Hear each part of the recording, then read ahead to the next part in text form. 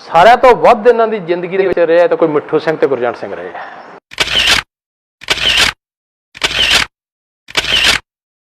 ਜਾਂ ਤਾਂ ਫਿਰ ਸਾਡੇ ਤੇ 5-7 ਕੇਸ ਪਾ ਦੇਣਾ ਜੀ, ਤੇ ਜਾਂ ਫਿਰ ਝੂਠੇ ਇਹਨਾਂ ਤੇ ਕਿਉਂ ਬਣਾਏ ਜਾ ਰਹੇ ਆ। ਪਿੰਡ ਦੇ ਲੋਕ ਜਿਹੜੇ ਤਰਵੈਣੀ ਦਾਸ ਨੂੰ ਬਹੁਤ ਮਹਾਨ ਇੱਕ ਸੰਤ ਗਿਣਦੇ ਸੀਗੇ ਤੇ ਉਹਨਾਂ ਲੋਕਾਂ ਨੇ ਇਤਰਾਜ਼ ਕੀਤਾ ਸੰਤ ਤੇ। ਕਹਿੰਦਾ ਇਹ ਤਾਂ ਇੱਕ ਦੀ ਗੱਲ ਛੱਡ, ਇਹਨਾਂ ਦੀ ਹਜ਼ੂਰੀ 'ਚ ਸੈਂਕੜੇ ਸ਼ਾਦੀਆਂ ਵੀ ਇੱਕ ਦਿਨ 'ਚ ਹੋਇਆ ਕਰਨਗੀਆਂ। ਥੋਤੋਂ 70 ਸਾਲ 'ਚ ਜਿਹੜਾ ਕੰਮ ਨਹੀਂ ਹੋਇਆਗਾ, ਅਸੀਂ ਉਹ ਕੰਮ 7 ਦਿਨਾਂ 'ਚ ਹੀ ਕਰਕੇ ਫਤਿਹ ਕਰ ਦਿਆਂਗੇ। ਤੁਸੀਂ ਜਿਹੜੇ ਕਹਿੰਦੇ ਫੜੇ ਨਹੀਂ ਜਾਂਦੇ, ਔਰ ਜੋ ਸ਼ਹਿਨਸ਼ਾਹੀ ਟੀਮ ਆ ਉਹਨੂੰ 7 ਦਿਨਾਂ ਟਾਈਮ ਦੇ ਦਿਓ, ਖੁੱਡਾਂ 'ਚੋਂ ਕੱਢ ਲਿਆਉਣਗੇ।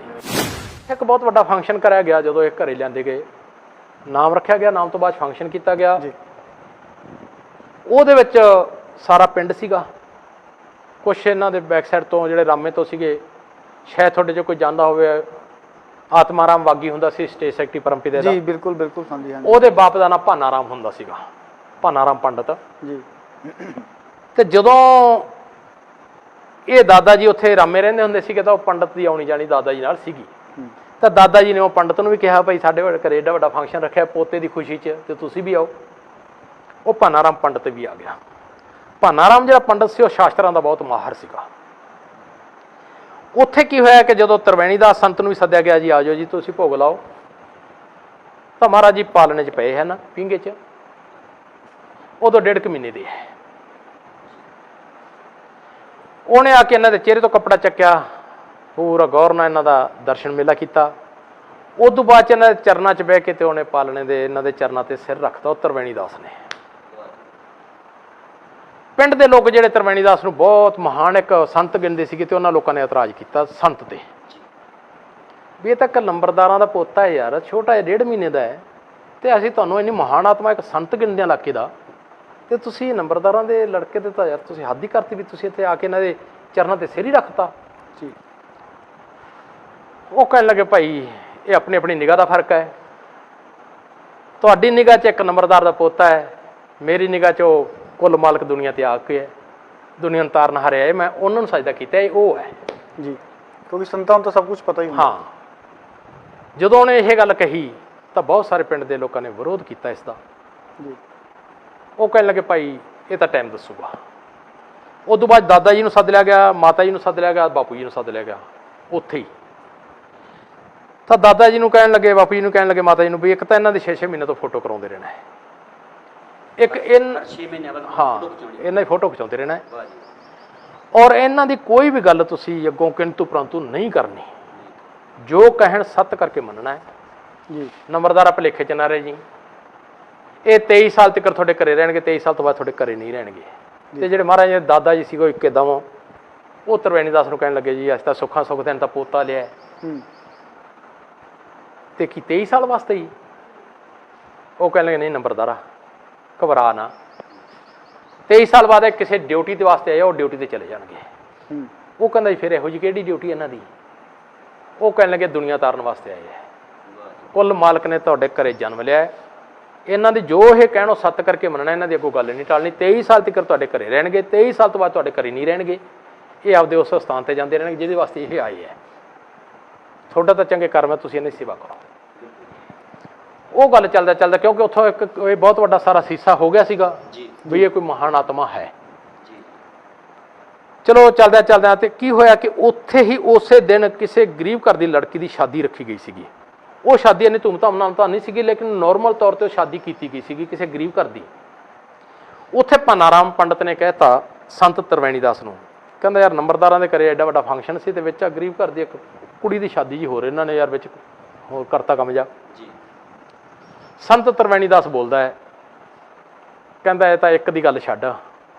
ਇਹਨਾਂ ਦੀ ਹਜ਼ੂਰੀ 'ਚ ਸੈਂਕੜੇ ਸ਼ਾਦੀਆਂ ਵੀ ਇੱਕ ਦਿਨ 'ਚ ਹੋਇਆ ਕਰਨਗੀਆਂ। ਮੈਂ ਤੇ ਬਾਪੂ ਜੀ ਦਰਸ਼ਨ ਕਰਨ ਗਏ ਆ, ਇਹ ਮੈਂ ਜਾਣ ਕੇ ਉੱਥੇ ਟੌਪਿਕ ਲੈ ਰਿਹਾ, ਮੈਂ ਅੱਗੇ ਚੱਲ ਗਿਆ ਨਾ।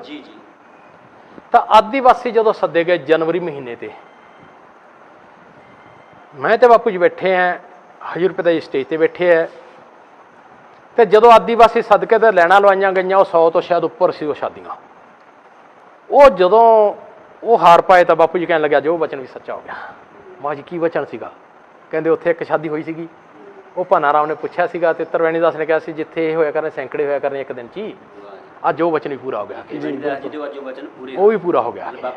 ਬਾਪੂ ਜੀ ਨੇ ਕਿਹਾ ਸਤਸੰਗ ਦੇ ਵਿੱਚ ਬੈਠੇ ਜੀ ਔਰ ਮੈਨੂੰ ਸੁਣਾਇਆ ਇਹ ਵਚਨ ਜੀ ਉਸ ਤੋਂ ਬਾਅਦ ਚ ਚਲੋ ਇਹ ਸਭ ਕੁਝ ਚੱਲਦਾ ਰਿਹਾ ਤਾਂ ਹਜ਼ੂਰ ਮਹਾਰਾਜ ਜੀ ਵੱਡੇ ਹੁੰਦੇ ਗਏ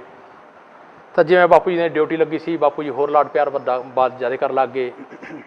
ਤਾਂ ਇਹ ਕਾਫੀ ਸਾਲਾਂ ਦੇ ਹੋ ਗਏ ਸੀਗੇ ਤਾਂ ਬਾਪੂ ਜੀ ਕੰਧੇ ਤੇ ਚੱਕ ਲੈਂਦੇ ਸੀਗੇ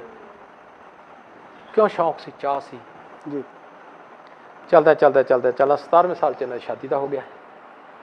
ਹੁਣ ਬਹੁਤ ਸਾਰੇ ਲੋਕ ਇਹ ਕਹਿੰਦੇ ਹਨ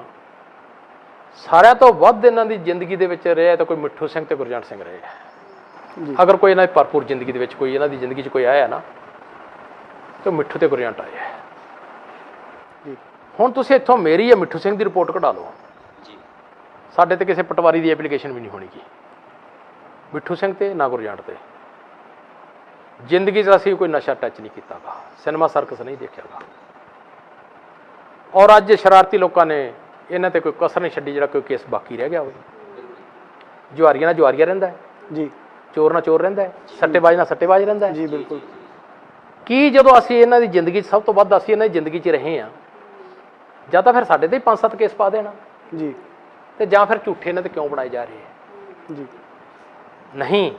ਸੰਤ ਬਹੁਤ ਉੱਚੇ ਸੁੱਚੇ ਤੇ ਪਵਿੱਤਰ ਹਨ ਦੁਰਭਾਗਿਆ ਸਾਡੇ ਹਿੰਦੁਸਤਾਨ ਦਾ ਜਿਹੜਾ ਕਿ ਉਹਨਾਂ ਨੂੰ ਪਰਖ ਨਹੀਂ ਸਕਦਾਗਾ ਜੀ ਅਫਸੋਸ ਹੈ ਸਾਨੂੰ ਇਸ ਗੱਲ ਦਾ ਵੀ ਉਹਨਾਂ ਦੀ ਮਹਾਨਤਾ ਨੂੰ ਪਰਖ ਨਹੀਂ ਸਕਦੇ ਕਿ ਅੱਜ ਕਰੋੜਾਂ ਅਰਬਾਂ ਰੂਹਾਂ ਤਰ ਗਈਆਂ ਹੁੰਦੀਆਂ ਔਰ ਮੈਂ ਇੱਕ ਹੋਰ ਗੱਲ ਕਰਦਾ ਤੁਹਾਡੇ ਚੈਨਲ ਦੇ ਰਾਹੀਂ ਅੱਜ ਪੰਜਾਬ ਕਹਿੰਦਾ ਵੀ ਨਸ਼ਿਆਂ ਦਾ ਦਰਿਆ ਵਗ ਰਿਹਾ ਹੈ ਜੀ ਬਿल्कुल ਅੱਜ ਪੰਜਾਬ 'ਚ ਬਹੁਤ ਬੁਰਾ ਹਾਲ ਹੈ ਨਸ਼ੇ ਦਾ ਔਰ ਦਰਿਆ ਵਗ ਰਿਹਾ ਜਦੋਂ ਤੋਂ ਦੇਸ਼ ਆਜ਼ਾਦ ਹੋਇਆ ਉਦੋਂ ਤੋਂ ਲੈ ਕੇ ਕਿੰਨੀਆਂ ਸਰਕਾਰਾਂ ਆ ਗਈਆਂ ਕਿਸੇ ਤੋਂ ਕੰਟਰੋਲ ਨਹੀਂ ਹੋਇਆਗਾ ਜੀ ਬਿल्कुल ਔਰ ਮੈਂ ਦਾਅਵੇ ਨਾਲ ਕਹਿੰਦਾ ਹੈ ਉਹ ਸਾਡੇ ਸ਼ਹਿਨਸ਼ਾਹੀ ਨੂੰ 7 ਦਿਨ ਹੀ ਦੇ ਦਿਓ ਤੋਂ 70 ਸਾਲ 'ਚ ਜਿਹੜਾ ਕੰਮ ਨਹੀਂ ਹੋਇਆਗਾ ਸਾਨੂੰ ਸਾਡੇ ਸ਼ਹਿਨਸ਼ਾਹੀ 'ਤੇ ਵਿਸ਼ਵਾਸ ਹੈ ਹਜ਼ੂਰ ਮਹਾਰਾਜ 'ਤੇ ਅਸੀਂ ਉਹ ਕੰਮ 7 ਦਿਨਾਂ 'ਚ ਹੀ ਕਰਕੇ ਫਤਿਹ ਕਰ ਦਿਆਂਗੇ 90% ਨਸ਼ਾ ਛਡਾ ਦਿਆਂਗੇ ਔਰ ਤੁਸੀਂ ਜਿਹੜੇ ਕਹਿੰਦੇ ਫੜੇ ਨਹੀਂ ਜਾਂਦੇ ਔਰ ਜੋ ਸ਼ਹਿਨਸ਼ਾਹੀ ਟੀਮ ਆ ਉਹਨੂੰ 7 ਦਿਨਾਂ ਟਾਈਮ ਦੇ ਦਿਓ ਖੁੱਡਾਂ 'ਚੋਂ ਕੱਢ ਲਿਆਉਣਗੇ ਜੀ ਬਿल्कुल ਔਰ ਐਸੇ ਸੰਤ ਨੂੰ ਯਾਰ ਤੁਸੀਂ ਤਾੜੀ ਬੈਠੇ ਹੋ ਥੋੜਾ ਸਾਰਾ ਜ਼ੋਰ ਲੱਗ ਕੇ ਤੁਸੀਂ ਆਪਦੀ ਜ਼ਿੰਦਗੀ ਦਾ ਘਾਣ ਕਰਨ ਨੂੰ ਆਪਦੇ ਬੱਚਿਆਂ ਦਾ ਖਾਤਮਾ ਕਰਨ ਲਈ ਤਿਆਰ ਹੋ ਲੇਕਿਨ ਸੰਤਾਂ ਨੂੰ ਲਿਆਉਣ ਲਈ ਤਿਆਰ ਨਹੀਂ ਅਫਸੋਸ ਨਹੀਂ ਤਾਂ ਇਸ ਗੱਲ ਤੇ ਹੋਰ ਕੀ ਹੋਵੇ ਜੀ ਦੁੱਖ ਨਹੀਂ ਤਾਂ ਹੋਰ ਕੀ ਹੋਵੇ ਬਹੁਤ ਵੱਡੀ ਤਰਾਸਦੀ ਰਹੀ ਹੈ ਜੀ ਆਪਣੀ ਅੱਜ ਤੱਕ ਦੇ ਇਤਿਹਾਸ ਦੇ ਵਿੱਚ ਕਿ ਸੰਤਾਂ ਮਹਾਤਮਾ ਦੇ ਨਾਲ ਇਸ ਤਰ੍ਹਾਂ ਹੀ ਧੋਖੇ ਹੁੰਦੇ ਆਏ ਨੇ ਉਹਨਾਂ ਦੀ ਜ਼ਿੰਦਗੀ ਦੇ ਨਾਲ ਖਿਲਵਾੜ ਹੁੰਦੇ ਆਏ ਨੇ ਬਹੁਤ ਵੱਡੀਆਂ ਸਾਜ਼ਿਸ਼ਾਂ ਰਚੀਆਂ ਜਾਂਦੀਆਂ ਰਹੀਆਂ ਨੇ ਇਹੋ ਜਿਹੀਆਂ ਸਰਕਾਰਾਂ ਅੱਖਾਂ ਮੀਚੀ ਬੈਠੀਆਂ ਹਨ ਜਿਹੜੇ ਕਿ ਹਾਲਾਂਕਿ ਸ਼ੁਕਰਗੁਜ਼ਾਰ ਹੋਣਾ ਚਾਹੀਦਾ ਵੀ ਸਾਡੇ ਹਿੰਦੁਸਤਾਨ ਦੇ ਵਿੱਚ ਐਡੇ ਵੱਡੇ ਇੱਕ ਸੰਤ ਆਏ ਹੋਏ ਹਨ ਸਾਨੂੰ ਉਹਨੂੰ ਲਾਹਾ ਲੈਣਾ ਚਾਹੀਦਾ ਦੁਰਭਾਗਾ ਸਾਡੀ ਹਿੰਦੁਸਤਾਨ ਦਾ ਜਿਹੜਾ ਕਿ ਲਾਹਾ ਲੈਣ ਦੀ ਬਜਾਏ ਉਹਨਾਂ ਨਾਲ ਈਰਖਾ ਕਰ ਰਹੇ ਆ ਪਹਿਲੀ ਤਾਂ ਗੱਲ ਹੈ ਮਾਲਕ ਨੇ ਅਸੀਂ ਤਾਂ ਸੇਵਾ ਦੇ ਯੋਗ ਨਹੀਂ ਸੀਗੇ ਪਰ ਮਾਲਕ ਨੇ ਉਹ ਸੇਵਾ ਲੈ ਲਈ ਜਿਹੜੀ ਸਾਨੂੰ ਸਾਡੀ ਜ਼ਿੰਦਗੀ ਮਾਣ ਰਹੂਗਾ ਪਹਿਲਾ ਤਾਂ ਮਾਣ ਉਹਨਾਂ ਨੇ ਉਹ ਬਖਸ਼ਿਆ ਕਿ ਆਪਦੇ ਨੇੜੇ ਕੀਤੇ ਦੂਜਾ ਮਾਣ ਕੇ ਸਾਡੇ ਤੇ ਇੰਨਾ ਵਿਸ਼ਵਾਸ ਕੀਤਾ ਕਿ ਸਾਨੂੰ ਪਰਿਵਾਰ ਸੰਭਾਲਣ ਦਾ ਸਮਾਂ ਦਿੱਤਾ ਔਰ ਉਹਨਾਂ ਦੀ ਸੇਵਾ ਦਿੱਤੀ ਸਾਡੇ ਵਾਸਤੇ ਸਾਡੀ ਜ਼ਿੰਦਗੀ ਬਹੁਤ ਵੱਡੀ ਗੱਲ ਹੈ ਉਦੋਂ ਬਾਅਦ 'ਚ ਕੀ ਹੋਇਆ ਕਿ ਮਿੱਠੂ ਸਿੰਘ ਦੀ ਡਿਊਟੀ ਸ਼੍ਰੀ ਗੁਰੂ ਸਰ ਮੋਡੀਆ ਬਹੁਤ ਲੰਮਾ ਟਾਈਮ ਜੀ ਉਹਨੇ ਪਰਿਵਾਰ ਦੀ ਸੇਵਾ ਕੀਤੀ ਹਸਪੀਟਲ ਦੀ ਸਕੂਲ ਕਾਲਜਾਂ ਦੀ ਲੇਕਿਨ ਚਲਦਿਆਂ ਇਹ ਹੁਣ ਇਹੋ ਜਿਹੀ ਇੱਕ ਕਹਾਣੀ ਹੋ ਗਈ ਸੀਗੀ ਜੋ ਸਾਜੀ ਕਰਤਾ ਥੇ ਉਹ ਆਪਦਾ ਜਾਲ ਜਿਵੇਂ ਉਹ ਵਧਾਉਂਦੇ ਜਾ ਰਹੇ ਸੀ ਕਰਦੇ ਜਾ ਰਹੇ ਸੀਗੇ ਚਲੋ ਅਸੀਂ ਇਹੀ ਕਹਿ ਸਕਦੇ ਕੋਈ ਮਾਲਕ ਨੂੰ ਇਹਨਾਂ ਦਾ ਕੋਈ ਇਹ ਮਨਜ਼ੂਰ ਹੀ ਸੀਗਾ ਨਹੀਂ ਕਿ ਸੰਤ ਨੂੰ ਪਹਿਲਾਂ ਜਦੋਂ ਉਹਨਾਂ ਦੇ ਆਉਣ ਤੋਂ ਪਹਿਲਾਂ ਕਿ ਤਰਵੈਣੀ ਦਾਸ ਨੂੰ ਪਤਾ ਲੱਗ ਸਕਦਾ ਹੈ ਤਰਵੈਣੀ ਦਾ ਸਾਰੀ ਭਵਿੱਖਬਾਣੀ ਕਰ ਸਕਦਾ ਹੈ ਜੀ ਜਿਹੜਾ ਕਿ ਇੱਕ ਮਾਮੂਲੀ ਸੰਤ ਸੀ ਤੇ ਫਿਰ ਇਹਦਾ ਜਦੋਂ ਉਹਨੇ ਕਹਿਤਾ ਵੀ ਦੁਨੀਆ ਨੂੰ ਤਾਰਨਾ ਹੈ ਕਿ ਇਹਨੂੰ ਪਤਾ ਨਹੀਂ ਪਤਾ ਹੈ ਜੀ ਪਰ ਕੁਝ ਸਮੇਂ ਦੀ ਗੱਲ ਹੁੰਦੀ ਹੈ ਪਤਾ ਸਾਰਾ ਹੈ ਪਤਾ ਹੁਣ ਮੌਕੇ ਤੇ ਵੀ ਹੈ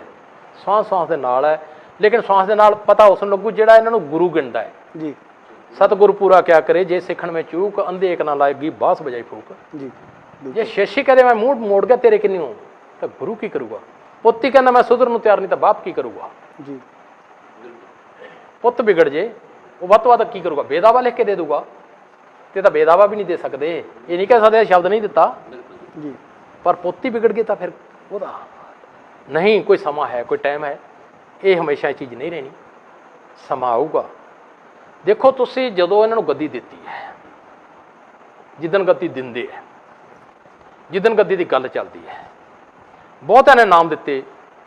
ਤਾਂ ਪਰਮਪਿਤਾ ਕਹਿਣ ਲੱਗੇ ਨਹੀਂ ਬੇਟਾ ਅਸੀਂ ਕੋਈ 10-20 ਸਾਲ ਵਾਸਤੇ ਥੋੜੀ ਕੰਮ ਕਰਨਾ, ਫਿਰ ਪੰਗਾ ਕਰਾਂਗੇ, ਜੀ ਅਸੀਂ ਯੰਗ ਏਜ ਲਿਆਵਾਂਗੇ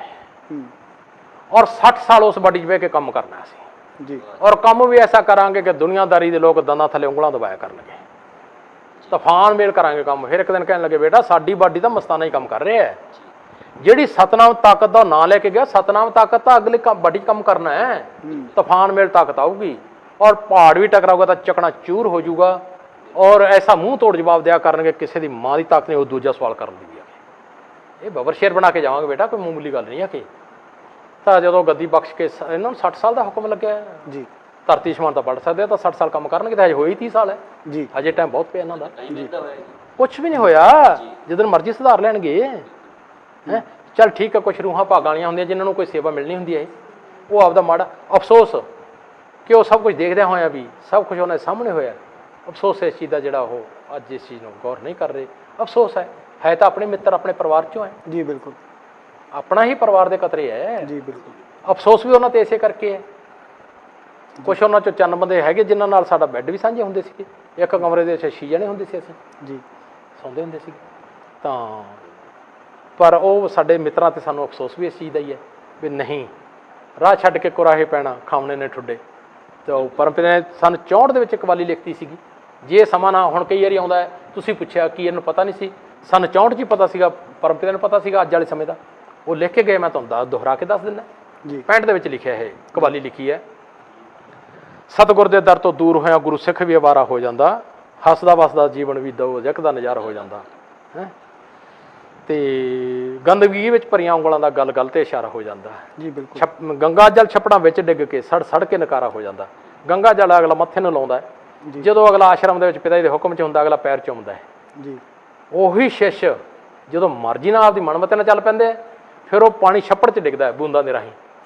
ਛੱਪੜ 'ਚ ਅਗਲਾ ਕਹਿੰਦਾ ਮੱਝਾਂ ਦਾ ਮੂਤੀ ਆ ਯਾਰ, ਇੱਥੇ ਕੀ ਇਹਨੂੰ ਪਾਣੀ ਪੀਣ ਤੋਂ ਲੈ ਕੇ ਥੋੜ੍ਹੀ ਪੈਰ ਨਹੀਂ ਪਾਉਂਦਾ ਅਗਲਾ ਕਹਿੰਦਾ। ਉਹ ਇਨਸਾਨ ਦੀ ਜ਼ਿੰਦਗੀ ਆਹ ਹੋ ਜਾਂਦੀ ਯਾਰ, ਅੱਜ ਹੋ ਵੀ ਰਹੀ ਹੈ। ਜੀ ਹੁਣ ਜੇ ਜਾਣੀ ਜਾਣ ਦੀ ਗੱਲ ਆ ਗਈ ਤਾਂ ਫਿਰ ਜੇ ਨਹੀਂ ਇਸ ਟਾਈਮ ਆਉਣਾ ਸੀ ਤਾਂ ਫਿਰ 65 ਦੇ ਵਿੱਚ ਉਹਨਾਂ ਨੇ ਰਚਨਾ ਹੀ ਕਿਉਂ ਰਚਤੀ ਸ਼ਬਦ ਦੀ। ਸਾਰਾ ਸ਼ਬਦ ਪੜ੍ਹ ਕੇ ਦੇਖੋ, ਜੋ ਅੱਜ ਦੀ ਹਾਲਾਤ ਹੈ ਨਾ ਇਹ ਇਸੇ ਦੇ ਉੱਤੇ ਹੀ ਰਚਿਆ ਗਿਆ ਹੈ। ਸਭ ਜਾਣੀ ਜਾਣ ਹੁੰਦੇ ਆ, ਪਰ ਕਹਾਣੀ ਇੱਥੇ ਹੁੰਦੀ ਹੈ ਵੀ ਆਪ ਦੀ ਔਲਾਦ ਨੂੰ ਸੰਤ